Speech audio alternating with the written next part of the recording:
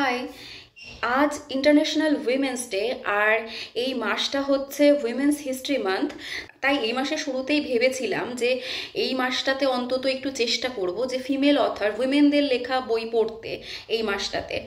কিন্তু এখনো অবধি তা হয়নি। আজকে 8 তারিখ, কিন্তু আমার টু বি রেড লিস্টে এতগুলোই বই বেড়ে গেছে যে এখনো অবধি কোনো ফিমেল অথরের লেখা বই আমি পড়তে পারিনি।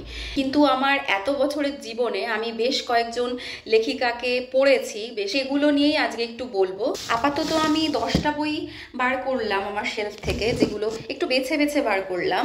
এছাড়াও আরও অনেকগুলো আছে, কিন্তু সেগুলো ডিফারেন্ট জনরা, এগুলো মিক্সড জনরা।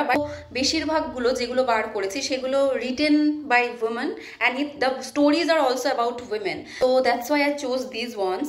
প্রথম যে বইটা নিয়ে বলবো সেটা একটা ব্রিটিশ ক্লাসিক, লেখিকা লুইজা মে অ্যালকট। বইটার নাম লিটল উইমেন।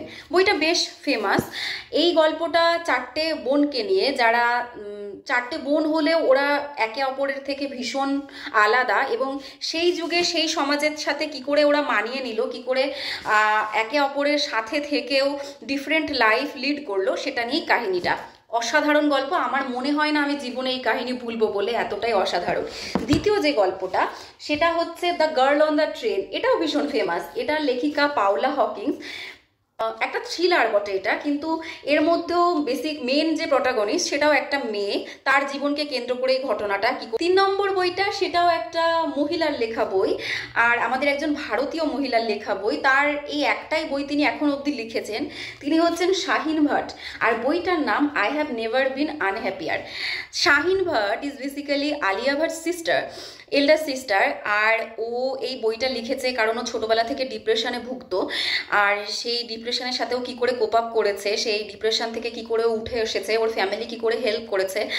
আর সমাজের, আমাদের বিশেষ করে ভারতীয়, এশিয়ান, নট ভারতীয় শুধু, মানে এশিয়ান কান্ট্রিগুলোতে এই ডিপ্রেশন একটা মানে মিথ টাইপের। মনে করে যে হ্যাঁ, শুধু উঁচু শ্রেণীর, সমাজের উঁচু শ্রেণীর মানুষদেরই ডিপ্রেশন হয়, কিন্তু ডিপ্রেশনের সত্যি ওরকম কোনো শ্রেণী দেখে ডিপ্রেশন আসে না। তো সেই সব প্রিজুডিসেস নিয়েও কথা বলেছে শাহিন ভাট, আর বেশ ভালো লেগেছিল আমার। এটা আমি প্রায় 10 বছর আগে পড়েছিলাম, আর এখনও স্পষ্ট মনে আছে। বেশ ভালো গল্প। 3 নম্বর এবং 4 নম্বরটা নিয়ে আমি একসাথেই বলছি। সেটা জেন অস্টেনের লেখা সেন্স অ্যান্ড সেন্সিবিলিটি, আর প্রাইজ অ্যান্ড প্রিজুডিস। এই দুটো নিয়ে কিছু বলার জায়গা নেই, কারণ ভীষণ পপুলার। আর আমার লিস্ট দেখে বোঝা যায়, বুক লিস্ট দেখে, যে আমি ব্রিটিশ ক্লাসিক্সগুলো একটু বেশি ফেভারেবল আমার জন্যে। আর আমি ফিমেল অথরদের বই বেশিরভাগ ব্রিটিশ ক্লাসিক্সই পড়ে থাকি। 6 নম্বর বইটা Frankenstein, written by Mary Shelley. এই বইটা আমার কাছে ভীষণ স্পেশাল, কারণ আমি এই বইটার সাথে আমার সম্পর্ক ধাপে ধাপে হয়েছে। মানে আমি যখন প্রথমবার ফ্র্যাঙ্কেনস্টাইন পড়েছিলাম, আমি সত্যি বুঝতে পারিনি বইটা কেন এত ফেমাস, কেন এত পপুলার। আমি ভেবেছিলাম হ্যাঁ, সাধারণত একটা বই। কিন্তু আমি যখন বোঝার জন্যেই খানিকটা দ্বিতীয়বার পড়লাম, আমি আস্তে আস্তে জানতে শুরু করলাম this is actually the first science fiction book written by anyone, not only women, written by anyone. আর এটা এখনকার দিনে সায়েন্স ফিকশন একটা কমন টপিক, এখন সায়েন্স ফিকশন একটা কমন কনটেক্সট, কিন্তু ইনি পথ দেখিয়েছেন, এই বইটা পথ দেখিয়েছে science fiction. Then I started to feel it, then I started to understand. আর সব থেকে মজার, সব থেকে অ্যামেজিং ফ্যাক্টর আমার জন্য এটা ছিল যখন আমি বুঝতে পারলাম who was the real villain.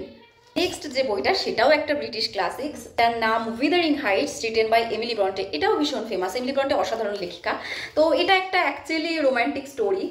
পরের যে বইটা সেটা একটু কন্ট্রোভার্সিয়াল, কারণ বইটা হচ্ছে it ends with us, written by Colleen Hoover. আমি কলিন হুবারের এই একটা বই পড়েছি। আমার শুরু থেকে শেষ অবধি কিছু কিছু জিনিস ভালো লেগেছে, কিন্তু এই বইটার সাথে আমার প্রবলেমটা হচ্ছে এমন এমন কিছু জিনিস আছে যেটাকে এই বইটাতে আমার মনে হচ্ছে যেটা অ্যাকসেপ্টেবল নয় একেবারেই। মেয়েদের প্রতি যে সার্টেন সোসাইটাল নর্মস আছে না, যেগুলো I think that are not acceptable at all, but এই বইটাতে আমার মনে হচ্ছে সেই সোসাইটাল নর্মসগুলোকে একটু নর্মালাইজ করার চেষ্টা করা হয়েছে।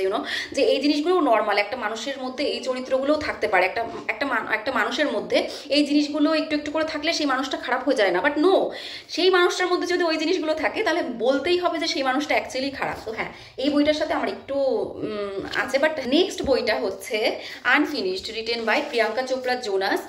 আমার এই বইটা পড়ার উদ্দেশ্য তার লেখা নয়, এরকম কিছু নয়, জাস্ট বিকজ আমার প্রিয়াঙ্কা চোপড়াকে ভীষণ ভালো লাগে, সেই জন্যই ওনার অটোবায়োগ্রাফি পড়ার আমার ইচ্ছে ছিল। That's why I read it, because I really like her. The last book of today is Becoming, written by Michelle Obama. Again এটাও অটোবায়োগ্রাফি, এবং এটা পড়ারও একমাত্র কারণ আমার মিশেল ওবামাকে খুব ভালো লাগে। The way she is, the way she Tux, I like everything about her. So yes, these are the 10 books that I wanted to talk about on Women's Day. So if you want to read any book written by women which are mostly about women, you can choose any from these. Okay, bye.